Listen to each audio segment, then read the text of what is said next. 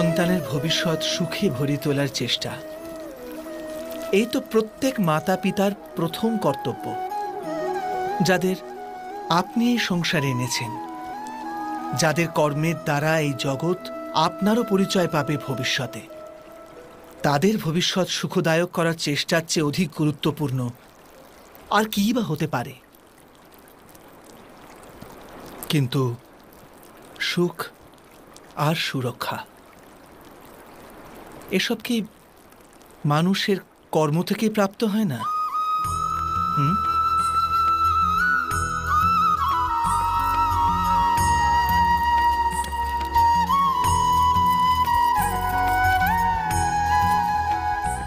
মাতা পিতার দেওয়া ভালো বা মন্দ সংস্কার, বা তাঁদের দেওয়া যোগ্য অথবা অযোগ্য শিক্ষা, এ সবই কি আজকের সমস্ত কর্মের মূল নয়?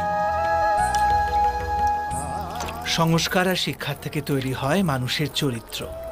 অর্থাৎ মাতা পিতা নিজের সন্তানদের যেমন চরিত্র নির্মাণ করেন, তেমনই হয় তাদের ভবিষ্যৎ।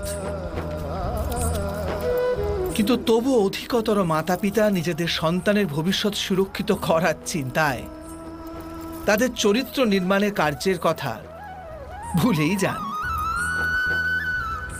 বস্তুত যে মাতা পিতা শুধু নিজের সন্তানের ভবিষ্যতের চিন্তা করেন, তাদের সন্তানদের কোনো লাভ হয় না।